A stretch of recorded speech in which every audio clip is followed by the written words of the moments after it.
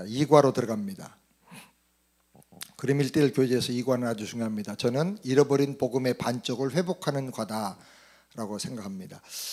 여러 가지 그림을 생각하다가 사형리의 성령 충만 소책자 그림을 다시 생각하면서 하나님이 우리 세계 교회에 좋은 유산을 주셨는데 우리가 이걸 갈고 닦질 않아 가지고 더 발전을 시키지 못했다라고 생각을 해서 이과의 복음 내용을 거기에 담았습니다. 그건 성령 충만 소책자가 아니고 복음에 잃어버린 반쪽, 예수님을 주인과 왕으로 영접하는 그림으로 사용되어야 훨씬 더 적합한 그림이었다라고 생각을 하고 그렇게 내용을 바꿨습니다.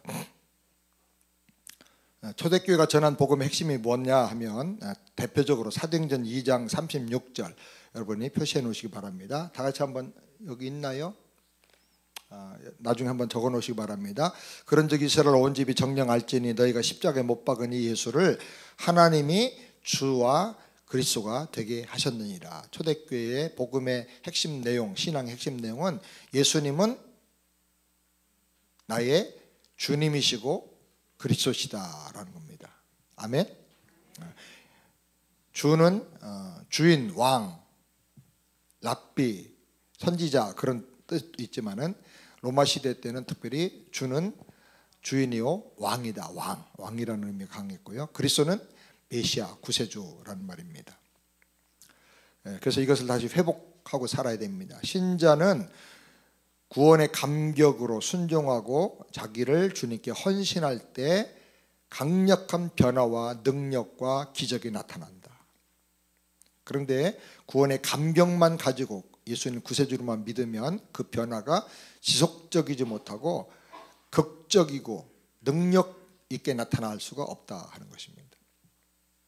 구세주인 것을 믿기만 하지 말고 절대 순종하고 절대 헌신해서 능력과 축복의 도구로 쓰여지는 우리가 다 되기를 주님의 이름으로 축원합니다. 자, 2과 보겠습니다.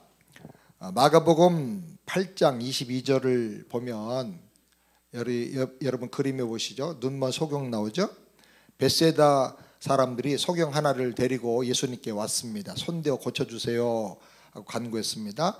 예수님이 소경의 눈에 침을 바르고 안수하여 보이냐고 물으셨습니다. 그래서 그가 예, 사람들이 보이는데 나무 같은 게 걸어가는 것이 보입니다. 이렇게 대답을 합니다. 예수님 다시 안수하시자 만물이 밝히 보이게 되었더라고 했습니다. 이것으로 끝났으면 그 말씀이 눈먼 소경을 고쳐주신 기적 사건으로 끝나고 말 것입니다. 그런데 앞에 17절 18절을 보면 예수께서 말씀하기를 너희가 아직도 깨닫지 못하느냐, 너희 마음이 둔하냐, 너희 눈이 있어도 보지 못하며 귀가 있어도 듣지 못하느냐라고 말씀하시고 이어서 이 사건이 나옵니다. 그러니까 이 사건에 대한 해석을 미리 주신 것이죠. 이 사건을 왜 이렇게 주셨느냐 하면 이 말씀을 하려고, 이 말씀을 입증시켜 주려고 하신 거예요. 사람에게는 이 소경을 보면 세 가지 차원이 있어요. 한 사람에게 세 가지 차원의 변화가 일어나는데 첫 번째, 눈은 있는데 눈이 먼 소경입니다. 눈이 있어요. 근데 눈이 멀어서 뵈는 게 없어요. 그러니까 캄캄하고 뭘 해야 되고 어디로 가야 될지를 몰라요. 이 사람은 절망과 두려움과 환경과 운명의 지배에 당하면서 끌려다니고 살아요. 보이지 못하니까 끌고 다니는 대로 가는 거예요. 다른 사람이 말하는 대로 따라가는 거예요. 자기 운명에 반발해서 열심히 살려고 하긴 하지만은 그러나 그건 하나의 헛된 몸부림이 되고 제자리를 뺑뺑 그냥 반복해서 도는 그런 삶이 될 수밖에 없어요. 보이는 게 없으니까 열심히 살지만 어떻게 살아요? 막 가는 거예요. 막가. 막가파가 나오는 거죠. 막가파. 왜? 배는 게 없으니까 그래요. 배는 게 없으니까. 두 번째 종류의 사람이 있습니다. 예수님이 안수해 하시니까 어떻게 했어요? 눈이 떠졌다. 보인다 그래서 보이느냐? 예, 보입니다. 근데 나무 같은 게 걸어가는 게 보입니다. 사람이 뭘로 보이냐면 나무로 보였어요. 나무로. 쳐다보되 이르되 사람들이 보이나이다. 나무 같은 것들이 걸어가는 것을 보나이다. 사람을 물질로 보는 거죠. 물질로. 물질 중심으로만 세상이 다 눈이 떠지는 거예요. 이렇게 되면 돈은 좀 벌 수 있죠. 근데 돈이 최고가 되고, 신앙생활도 항상 물질 중심, 축복 중심의 그런 신앙생활이 되고 마는 것이죠. 영원한 영적 세계는 보지 못하는 거죠. 신령한 영적 변화에 대해서는 전혀 상상 못하고, 예수님을 닮아가는 삶도 생각하지 못하고 사는 것이죠. 그 다음에 예수님께서 다시 침을 뱉어 흙을 이겨서 눈에 바르시고 기도하셨죠. 그러니까 눈이 열려서 영적으로 밝히 보는 단계로 눈이 열리게 됩니다. 눈이 열릴 때 제일 먼저 봐야 될 건 예수님이 보여야 돼. 예수님이 보이고, 예수님이 보여주시는 대로 예수님의 관점으로 세상을 봐야 됩니다. 하나님 나라 중심의 가치관이 열려야 되는 것이죠. 자, 예수가 보이고 예수님의 말씀이 들리고 예수님의 보여주시는 그 영적 세계가 보여야 된다는 거죠. 한 사람에게 이렇게 세 가지 차원의 변화가 일어날 수 있다는 것입니다. 지금 자매님은 어떤 차원의 삶을 살고 있다고 생각하십니까? 한번 질문을 하시길 바랍니다. 그 다음에 성경에 또 세 종류의 인간을 보여주는 말씀이 있는데 고린도전서 2장입니다. 첫 번째로 보면 이 그림을 보시죠. 육에 속한 사람입니다. 육에 속한 사람. 고린도전서 2장 14절 다 같이 한번 읽어볼까요? 시작. 육에 속한 사람은 하나님의 성령의 일들을 받지 않았느니 이는 그것들이 그에게는 어리석게 보이며 또 그는 그것들을 알 수도 없나니 그러한 일은 영적으로 분별되기 때문이라. 이 사람을 그림으로 그려봤습니다. 하트입니다. 하트로 그린 이유는 사람은 다 자기 인생을 사랑하고 자기 마음을 사랑하기 때문에 그렇습니다. 하트로 그렸는데 이 사람은 육에 속해가지고 자기 인생을 사랑합니다. 자기 인생을 사랑하지 않는 사람 하나도 없죠.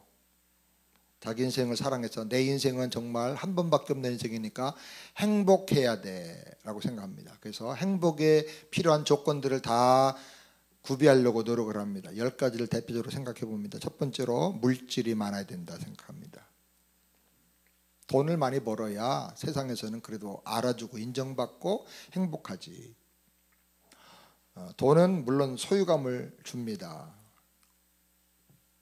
돈을 얻기 위해서 많은 고생을 하지요. 시간과 가정을 희생하고 걱정 근심하고 삽니다. 돈이 많다고 행복한가? 돈 많은 사람들이 공통적인 특징은 걱정이 더 많다는 것입니다. 돈이 많아지는 만큼 걱정도 많아집니다. 미국의 유명한 백만장자 중에 록펠러가 있죠. 락커펠러라고 영어로는. 록펠러는 33살에 백만장자가 되었고 43살에 미국 최대 부자가 되었고 53살에 세계 최대 재벌이 되었습니다. 10년 단위로 국내, 세계 막 이렇게 단위가 커져버렸어요. 그런데 그는 말하기를 나는 돈은 많지만 행복하지 않다고 고백했습니다. 55세 때 불치병에 걸려가지고 1년밖에는 살 수 없다라고 하는 사망 진단을 받았습니다. 휠체어를 타고 검진하러 갔는데 병원 로비에 걸려있는 액자를 보게 됐습니다. 큰 액자인데 그 액자에 글이 써 있어요. 주는 자가 받는 자보다 복이 있다라고 하는 성경 말씀이 써 있었어요. 그걸 보는 순간에 갑자기 온몸에 전기가 오듯이 감동이 왔습니다. 눈물이 났어요. 자기 평생 53살에 세계 최대 재벌이 될 때까지 돈을 많이 모아야 벌어야 뺏어야 행복하다고 생각했는데 주는 자가 받는 자보다 뺏는 자보다 쌓아놓는 자보다 더 행복하다. 거꾸로 된 말씀을 딱 봤는데 자기가 지금 1년밖에 못 사는 병에 걸리고 나니까 딱 그게 느껴진 거예요. 깨달아진 거예요. 눈을 감고 눈물을 흘렸습니다. 그리고 생각하고 있는데 조금 있으니까 병원 라비에서 시끄럽게 떠드는 소리가 들렸습니다. 눈을 떠보니까 입원비를 못 내서 입원할 수 없다고 하는 병원의 직원과 돈이 없지만 우선 병부터 고쳐주세요 하고 애원하는 그 환자의 엄마를 보게 됐습니다. 록펠러가 비서를 몰래 시켜가지고 그 어려운 가정의 병원비를 대신 내줬습니다. 그리고 입원시켰습니다. 환자가 어린 소녀였는데 소녀가 병원에 입원해 가지고 기적적으로 돌봄을 받으면서 막 몸이 나아지는 거예요. 그때마다 그 환자들의 가정이 막 행복해하고 웃고 기뻐하고 감격하는 모습을 보게 됐는데 그것을 지켜본 록펠러가 얼마나 기뻤던지요. 자서전에 이렇게 표현합니다. 나는 살면서 이렇게 놀라운 행복한 삶이 있는지를 예전에 미처 몰랐다. 그리고 그는 결심합니다. 이제부터 나눠주면서 살기로 작정하겠다. 근데 그와 동시에 신기하게도요, 그의 병이 사라져 버렸어요. 그래서 55세에 1년밖에 못 산다고 의사가 사망전 내렸는데 98세까지 살았어요. 이야. 그리고 선한 일을 얼마나 많이 했는지 몰라요. 제가 계산해 보니까 록펠러 살았을 동안에 하나님께 헌금하고 드린 돈이 5조 원이 넘어요. 5조 원. 지금 우리나라 돈 5조 원. 시카고 대학을 세우고 대학을 몇십 개 세우고요. 교회를 몇천 개 세웠어요.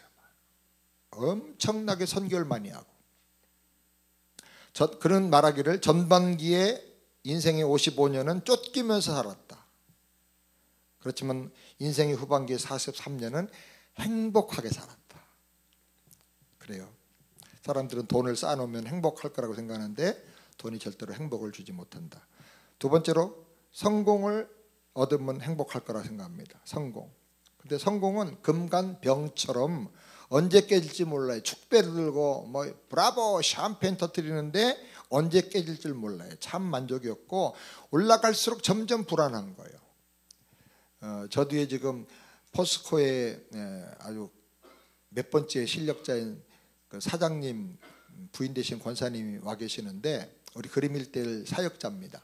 근데 저희 교회 계실 동안에 그 집사님께서 미주 포스코 법인의 직원이 약 1,800명 정도가 된다고 그래요. 그 1,800명의 총 대빵 사장이신데 제가 그랬어요. 어떻게 이렇게 열심히 해가지고 어떻게 높은 임원 자리, 사장 자리까지 올라갔습니까?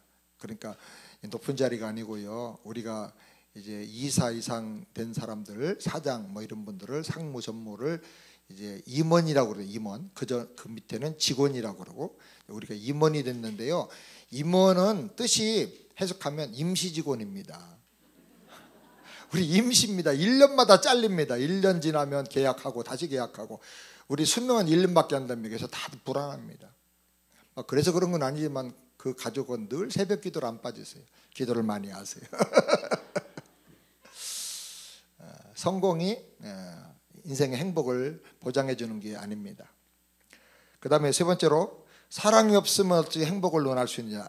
사랑해야지. 그래서 요새 결혼을 얘기하면요, 젊은이들이 결혼을 늦게 해요. 왜?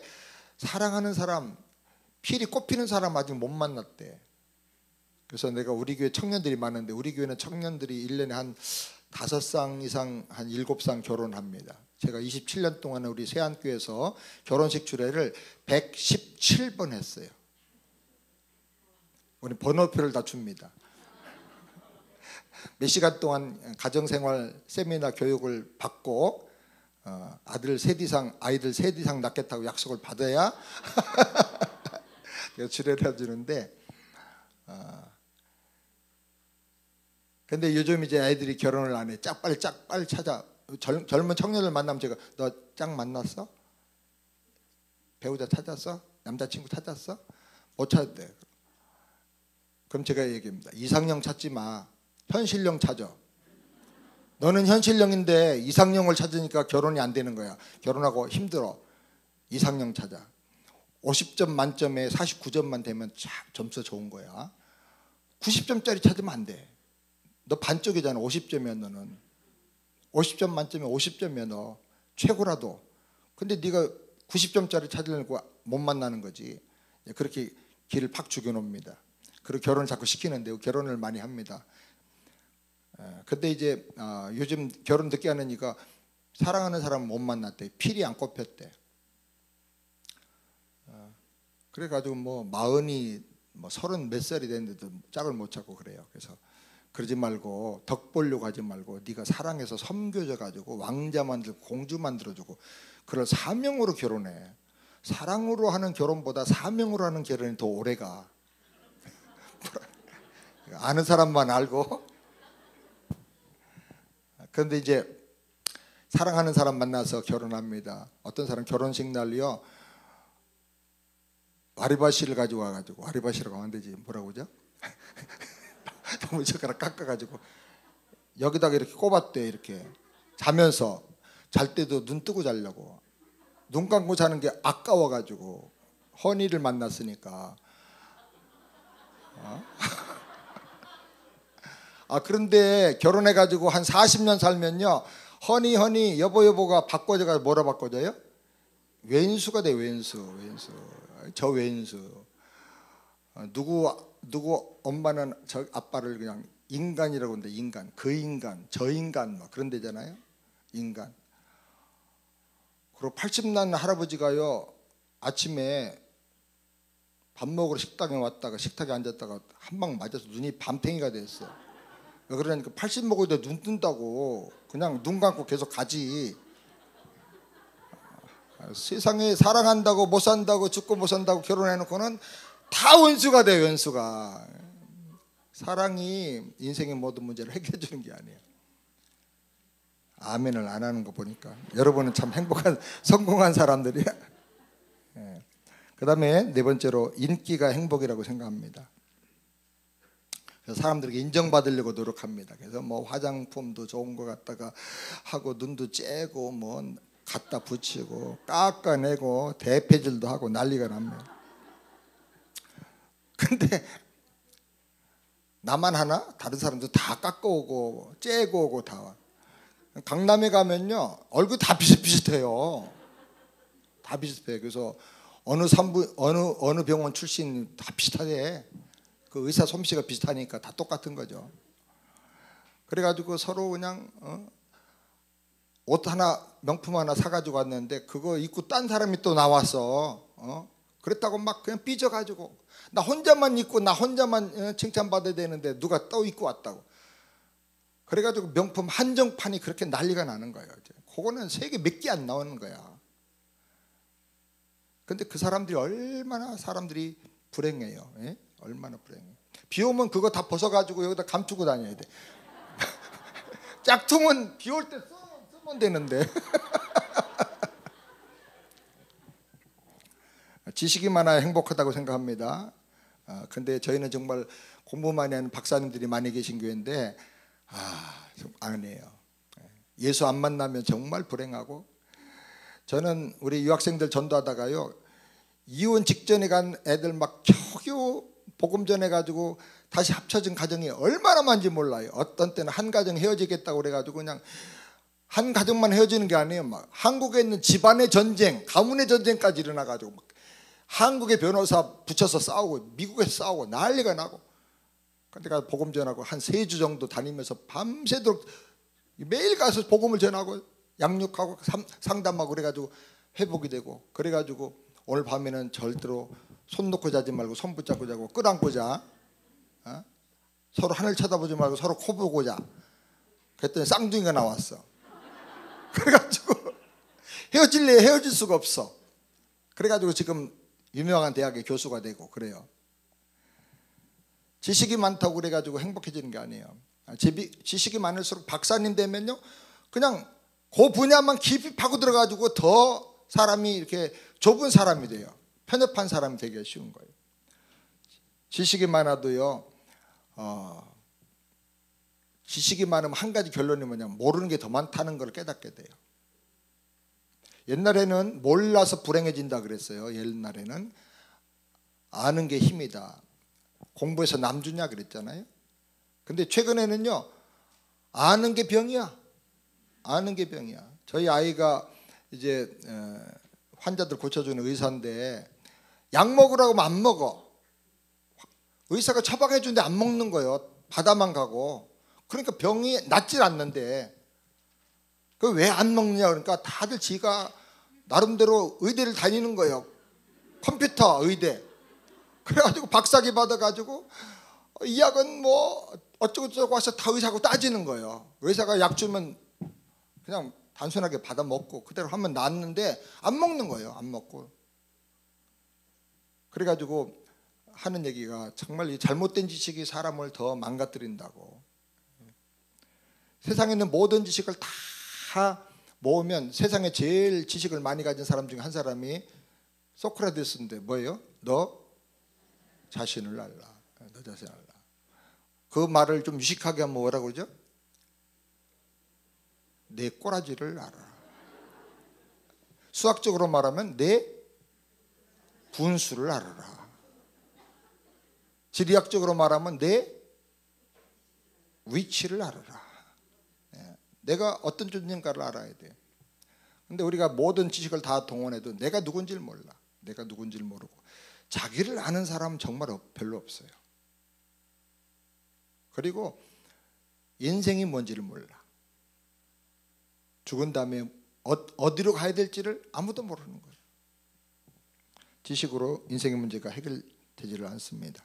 어느 목사님도 목회자인데도 불구하고 지식이 너무 중요하다고 생각했는데 아기를 낳대. 아기가 태어났는데 너무너무 눈이 총명하고 똑똑하고 막 옹알이도 그냥 발음이 또박또박하게 하고 막 그러니까 아유 야 이거 영재가 나왔구나. 그래가지고 모유를 먹이다가 이유식하면서 우유를 딴 우유는 절대 안 먹이고 아인슈타인 우유만 먹였대잖아요. 얘는 뭐 완전히 노벨상감이다 이래가지고. 그래도 키웠는데 유치원 다닐 때 하는 짓을 보니까 조금 떨어지기 시작하더래. 그래서 우유를 바꿨대. 서울대 서울우유로. 국민학교 때는 무슨 우유?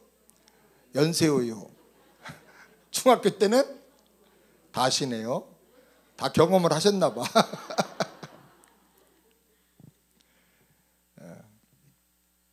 어떤 사람은 행복을 찾아서 노력을 합니다. 행복은 럭비공 같아요. 언제 어디로 튈지 몰라. 아침에는 너무너무 행복해서 첫날 다 얻은 것처럼 감사하다가 전화 한 통화 받고 누구 한 사람 만나 잠깐 대화하다가 그냥 갑자기 지옥으로 변하는 거예요. 나폴레옹이 내 사전에 불가능 없다고 했는데 그 군대를 데리고 알프스를 넘어갔던 그런 황제인데 그가 마지막에 세인 헬레네 섬에 귀양 가서 말하기를 내 인생을 돌아보니까 행복한 채 엿새도 되질 않았다. 오대양 육대조를 바라보면서 오대양에 넘실대는 저 바닷물은 천만인의 눈물과 같고 육대조에 불어오는 저 바람은 온 인류의 한숨소리와 같구나 그랬어요. 황제로 뭐 부족한 게 없고 불가능이 없다고 했던 사람인데 행복한 날 꼽아보니까 엿새도 안 됐다고 그러잖아요. 그 다음에 어떤 사람은 건강을 위해서 노력합니다. 건강을 위해서 노력해야 됩니다. 근데 건강은 내가 결정할 수 있는 게 아닙니다. 하나님이 은혜 주셔야 건강을 지킬 수가 있습니다. 아멘. 사람의 몸에는 하루에 암세포가 5,000개 내지 10,000개의 암세포가 생겨납니다. 근데 하나님께서 주시는 여러 가지 면역 세포를 통해서 T 임파구나 뭐 이런 것들을 통해 가지고 이 암세포가 다 제거되기 때문에 우리가 건강을 유지할 수가 있는 것이 이 밸런스를 유지할 수가 있는 것입니다. 그래서 항상 감사하고 기뻐하고 사는 것이 축복인 줄 믿습니다. 당이 생겨서 맛있는 음식 먹고 너무 좋은 것만 먹고 달콤한 거 먹으니까 당이 생기고 당 때문에 치료하겠다 약 먹으면 또 신장에 문제가 생기고 그 약 먹다 보면 또 혈압에 문제가 생기고 또 지혈증이 생기고 그래서 인간의 건강은 아무리 사람이 노력해도 사람의 힘으로는 내 손에 달려있는 것이 아니다라는 것입니다. 재미있는 것은요. 우리 교회는 건강하다고 생각하는 분들이 갑자기 돌아가셔요. 근데 골골 하시는 분이 저희에게는 희한해요. 금방 저분 얼마 못 사신다고 요양하러 따뜻한 남쪽 아틀란타로 오시겠다고 왔는데 안 돌아가셔. 15년을 사죠. 저희 교회는 돌아가실 분이 오시면 막 갑자기 소생하는 교회입니다. 교회 평균 연령이 35세거든요. 그래가지고 막 젊은 에너지가 막 넘치고 영적으로도 막 복음의 에너지가 넘쳐가지고 막 다들 행복하고 목사님들이 오셔가지고 그래요. 이 교회 성도는 왜 이렇게 다 이쁜 사람만 왔냐고. 여기는 얼굴 외모 보고 등록받느냐고. 근데 안 그렇습니다. 막 기쁘니까 막. 여러분 얼굴도 그런 것 같아요. 한번 옆에 있는 분 한번 보시겠어요? 한번. 예, 예, 예. 한번 옆에 보시고 그럽시다. 그 얼굴이 행복입니다. 아멘. 예. 한 번 더 합시다. 얼굴을 보니까 밥맛이 납니다. 한 번 더. 그 말씀 들으니까 살맛이 납니다. 아멘. 한 번 더. 우리 교회가 천국 같은 교회입니다. 아멘. 네. 교인들이 오면요, 뭘 보고 등록한지 아세요? 말씀 듣고 눈으로는 교인들을 표정 보고 등록합니다. 와, 여기 싸하네. 아, 여기는 가슴이 시려. 안 돼. 등록 안 합니다. 따뜻한 데가 생명이 자라거든요. 얼굴이 따뜻해야 됩니다. 아멘. 많이 웃으시길 바랍니다. 건강하다고 복이 아닙니다. 어떤 사람 너무 건강해가지고 맨날 바람 피고 다녀. 건강해가지고 사고 치고 다녀. 그래서 부인이 기도하기를 저 남편 다리 좀 부러뜨려 주세요. 너무 건강해가지고 맨날 사고 치고 바람 피우고. 진짜 그런 기도 하는 분 많이 계세요.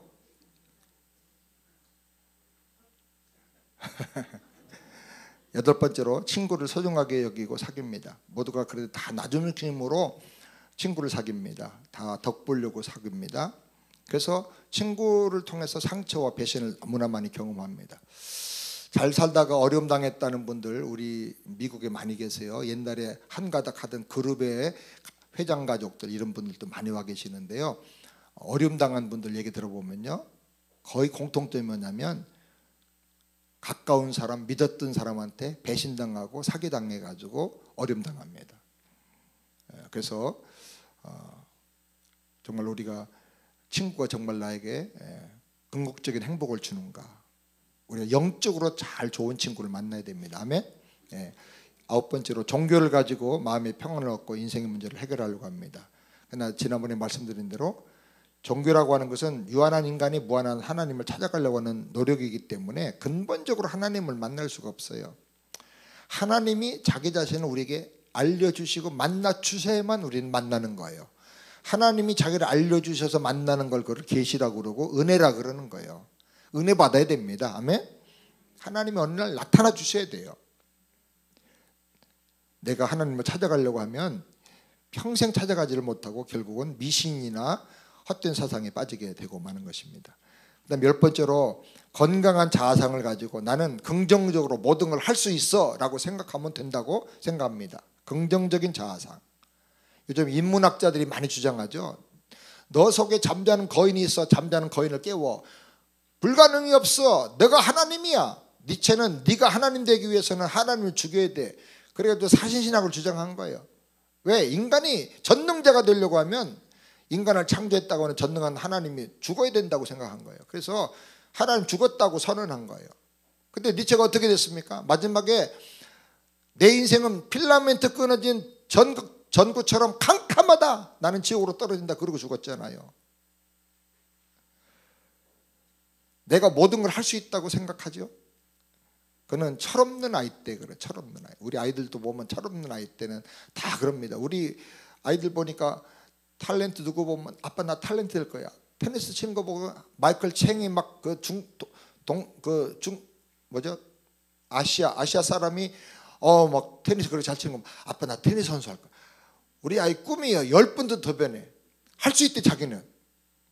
그거 달리느라고 얼마나 제가 고생을 많이 했는지 몰라요. 상처 주기는 싫고 상처 주면 안 되겠고. 그런데 지혜롭게 야 우리의 숏다리 가지고는 안 된다. 엄마 아빠 다 숏다리기 때문에 안 돼.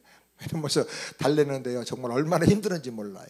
그래서 자기를 알게 하는 게 참 굉장히 어렵습니다. 내가 연약한 존재고 내가 죄인이고 내가 참 한계가 있는 존재라는 것을 가르쳐준다는 게 굉장히 어렵습니다.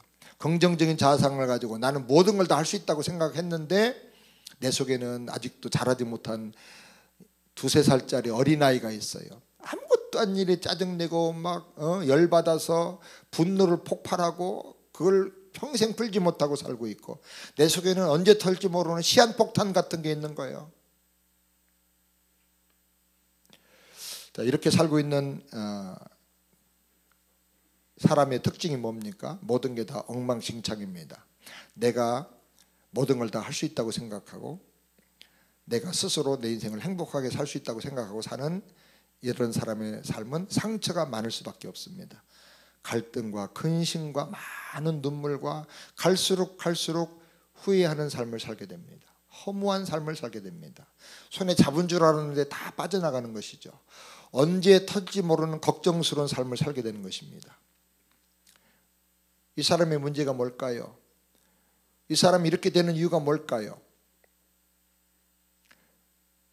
첫 번째는 자기 마음의 중심, 의자에 누가 앉아 있습니까? 자기 자신이 앉아 있습니다. 내가 할 수 있다. 내가 다 한다는 거예요.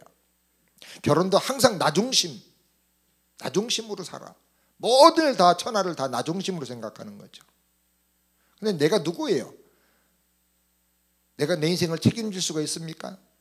나는 내일 일을 알 수가 없어요. 어디서 와서 뭘 하다가 어디로 갈지도 몰라요. 나는 내 생명과 인생의 문제를 해결할 능력이 없어요.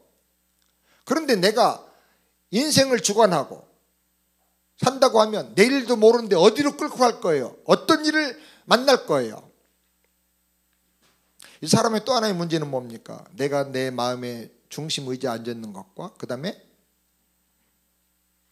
나에게 유일한 도움이 되시는 구원자 예수님은 어디 계세요? 인생 밖에, 마음 바깥에 계신 거예요. 예수님은 나를 구원하기를 원하시고 다스려 주기를 원하세요. 내 문제를 해결해 주기를 원하세요.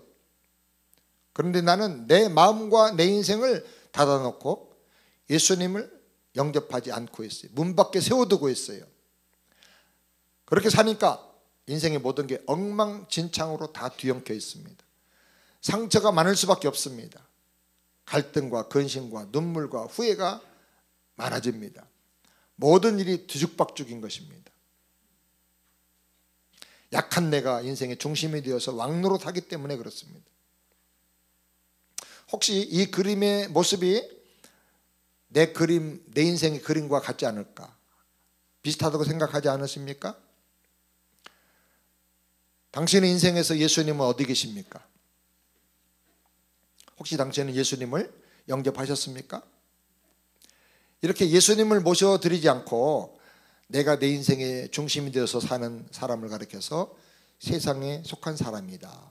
혹은 태어난 그대로 혈과 육으로 사는 육에 속한 사람이다. 혹은 그냥 자연인이다. TV에 나오는 자연인이 아니고 그냥 태어난 그대로 사는 자연인이다 라고 말하는 것입니다. 또 성경적으로 말하면 이 사람은 하나님 믿지 않는 불신자다 라고 말하는 것입니다. 고린도전서 2장 14절에 보니까 육에 속한 사람은 특징이 있는데 하나님의 성령의 일을 받지 않는다. 하나님의 생명의 일, 축복의 일을 받아들이질 않아. 왜냐? 저희에게는 미련하게 보임이요 또 깨닫지도 못하는 이런 일은 영적으로라야 분별함이니라. 영적 세계에 대해서는 전혀 받아들이지 않는 것입니다. 이 사람은 하나님의 구원이, 하나님 주신 영원한 생명이 미련하게 보여요. 관심이 없어요. 믿어지지도 않아요. 그래서 절대로 구원받을 수가 없는 것이죠. 자, 이제 두 번째 그림이 있습니다. 좀 다른 그림입니다. 육신에 속한 사람이죠. 역시 그림의 모습은 하트입니다. 여전히 내 인생을 사랑하고 내 인생은 복된 인생이 되어야 합니다. 그런데 이 사람의 특징 하나는 다른 것이 뭡니까? 인생과 마음 밖에 계신 예수님을 안으로 영접해 드렸습니다. 예수님이 나의 구세주가 되셨습니다. 그런데 영적으로 문제가 있습니다. 뭐죠? 자기 인생의 중심 의자에 누가 앉아 있어요? 내가 앉아서 다리 꼬고 앉아 있어요. 다리 딱 꼬고 앉아 있어요. 예수님은 그 뒤에 관망하고 계세요.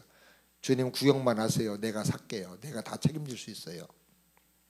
이런 사람을 우리가 육신에 속한 사람이라. 고린도전서 3장 1절 다 같이 한번 읽겠습니다. 형제들아 내가 신령한 자들을 대함과 같이 너에게 말할 수 없어서 육신에 속한 자 곧 그리스도 안에서 어린아이들을 대함과 같이 하노라. 이 사람은 예수님을 구주로 믿습니다. 그래서 영생은 얻었다 못 얻었다? 얻었다. 그런데 자기 중심으로 살아요. 큰 변화가 없습니다. 그래서 영적으로 성장한다 못한다?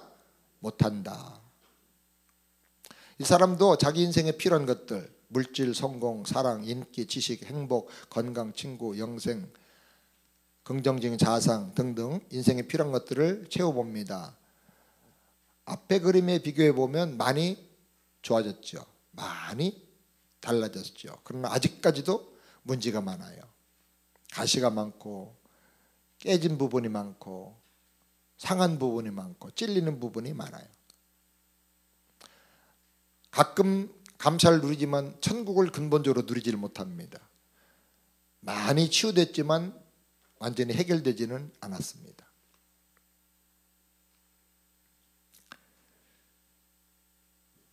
예수님을 영접했기 때문에 요한복음 1장 12절 다 같이 한번 암송해 보실까? 시작. 곧 그 이름을 믿는 자들에게는 하나님의 자녀가 되는 권세를 주었으니 이는 혈통으로나 육정으로나 사람 뜻으로 나지 않고 하나님께로 난 자들이라. 영접함으로 말미암아 하나님의 자녀가 된 것입니다. 확실하죠? 이 사람은 비록 성숙해서 승리하는 생활을 못하지만 영생을 얻습니다. 영생을 얻습니다. 심판에 이르지 않습니다. 종종 천국의 기쁨을 경험합니다. 하나님의 사랑도 경험합니다. 그런데 삶에 평안이 없고 승리가 없습니다. 뭐가 많아요? 승리보다는 연단이 많아. 연단. 이렇게 살면 안 되니까 하나님의 책망이 많아. 변화와 성숙보다는 책망이 많아. 연단이 많고. 이유가 뭐예요?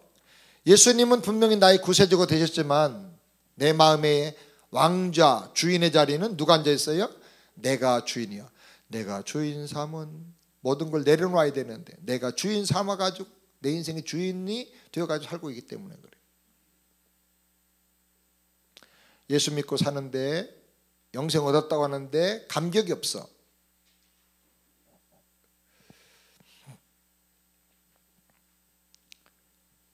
이 사람이 가끔 새벽기도 나옵니다. 열심히 나옵니다. 근데 다 안 되는 거 어려운 일 만날 때 도와달라고 나오지 내 인생을 드립니다.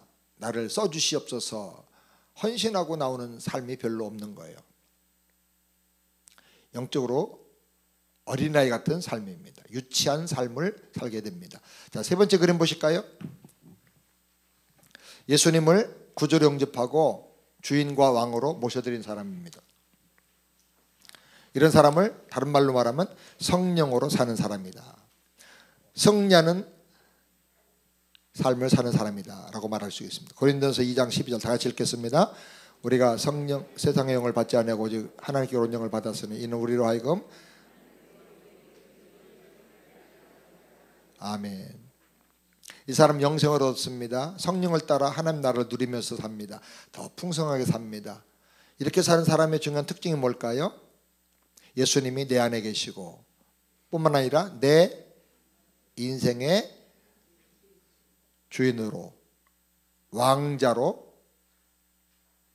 앉아서 나를 다스리고 계십니다. 예수님이 내 구세주고 내 주인이시고 왕이십니다. 아멘. 따라서 합시다. 예수님은 내 구세주요 주인이요 왕이십니다. 아멘. 자, 이 사람에게 실제로 일어난 사건이 하나 있어요. 갈라디아 2장 20절 다 같이 읽겠습니다. 시작. 내가 그리스도와 함께 십자가에 못 박혔나니 그런 적이 전에 내가 산 것이 아니요 오직 내 안에 그리스도께서 사신 것이라. 이제 내가 육체 가운데 사는 것은 나를 사랑하사 나를 위하여 자기 몸을 부으신 하나님의 아들을 믿는 믿음 안에서 사는 것이라. 내가 예수와 함께 십자가에 못 박혔다. 이거를 경험한 사람이에요. 내가 예수와 함께 십자가에 못 박혀 죽었다. 예수님이 내 죄값을 대신하고 십자가에서 죽으신 것만이 아니고 예수님과 내가 연합하여서 십자가에서 나의 옛사람이 죽었다. 내가 주인 되었던 삶, 내가 왕으로 살던 삶이 거기서 다 죽었다는 거예요. 완전한 회개, 완전한 자기의 죽음을 경험한 사람이에요. 영적으로.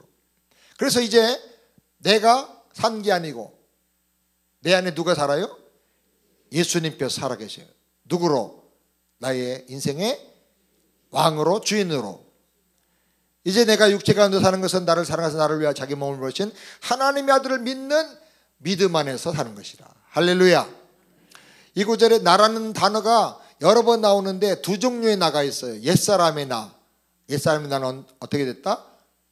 죽었다. 아멘. 나의 죽음. 내가 죽어야 돼요. 그리고 나는 다시 새 사람의 나로 다시 살아났어요. 그 새 사람의 나는 어떤 나예요? 내 안에 그리스도께서 살아계시고 주관하시는 나. 이렇게 갈라디아 2장 10절에 내가 죽었고 옛사람이 죽었고 예수님이 주인이고 왕이신 내가 다시 살아났다. 이게 뭐냐? 거듭남에 이걸 경험해야 거듭났다 그러는 거예요. 거듭나려고 하면요, 죽었다가 다시 태어나야 돼요. 어머니 뱃속에 들어갔다 나올 수 없잖아요. 영적으로 죽었다가 나야 되는데 갈라디아 2장 20절이 거듭남에 대해서 가장 확실하게 우리에게 가르쳐주는 거예요. 거듭난 사람은 뭘 경험하느냐? 내가 죽는 것을 경험하는 거예요. 예수와 함께 죽었다. 내가 죽은 것을 우리가 의식적으로 어떻게 경험하느냐? 복음의 말씀을 깨닫고 믿음으로 경험하고, 또 하나는 내가 철저한 회개와 함께 경험하는 거예요. 철저한 회개. 난 죽었습니다. 나는 소망 없는 인간입니다. 나는 싹수가 안 됩니다. 나는 완전히 죽었습니다.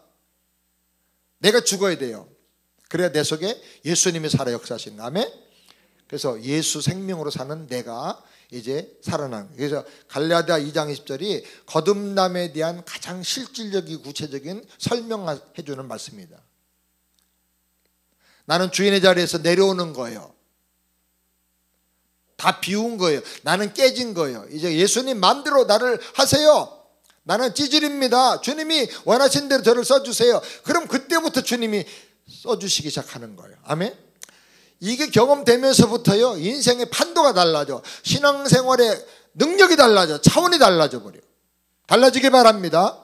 아멘.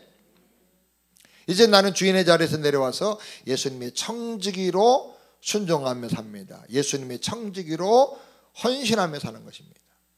예수 중심으로 사는 것.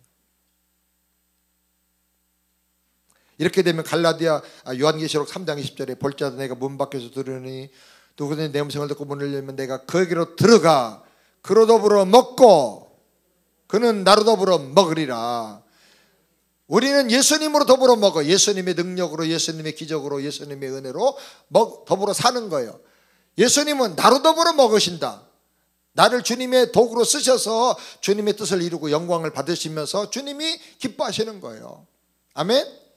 이런 너무나 연합되어 있는 관계, 이렇게 돼야 되는 거예요. 예수님 내 인생의 주인과 왕으로 들어오셔야 돼요. 이때 주인 바꾸기가 이루어져야 돼요. 따라서 주인 바꾸기가 이루어져야 됩니다. 네?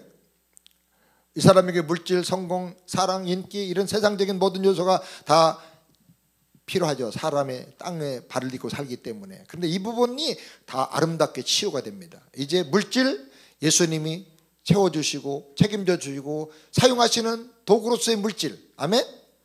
인기, 복음 증거를 위해서, 주님의 나라를 위해서 하나님이 사용하시는 영향력, 인기 써지는 거예요.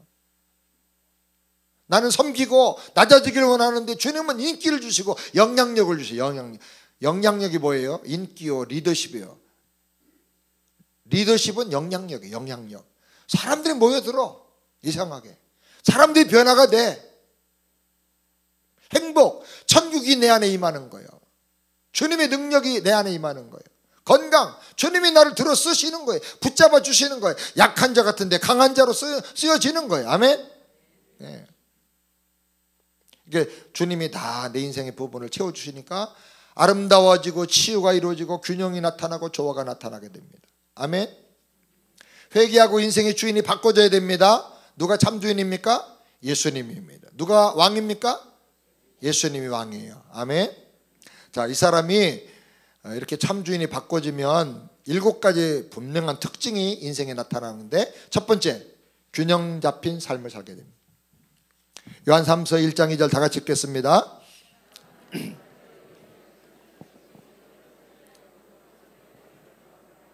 네, 영적인 일과 범사에 하는 모든 일과 육신의 삶이 건강이 다 하나님의 은혜 안에서 균형이 잡혀집니다. 형통합니다. 평탄합니다. 강건하게 됩니다. 잘 되게 됩니다. 아멘. 주님의 뜻대로 주님이 들어 쓰시는 도구로 형통하게 되는 거예요. 주님의 도구로 여러분 드려지길 바랍니다. 그러면 기적이 일어납니다. 축복이 나타납니다. 예수 믿으면 축복을 받아야 돼요. 어떻게 축복을 받느냐? 주님의 도구로 나를 드릴 때 주님이 쓰시면서 축복된 존재가 되는 거예요. 아멘. 네. 그 다음에 풍성한 삶을 살게 됩니다. 요한복음 10장 10절 다 같이 시작.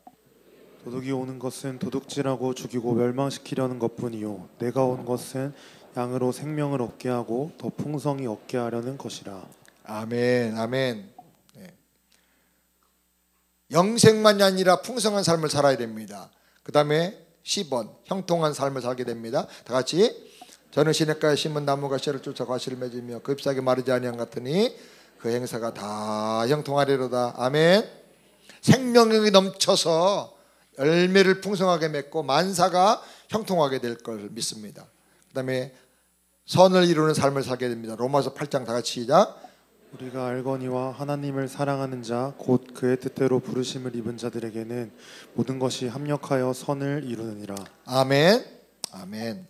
합력하여 선을 이룹니다. 우리 예수 믿는 사람은요, 앞으로 넘어졌는데 뒤통수가 깨졌어. 어이구, 앞에 넘었는데 왜 뒤통수가 깨져?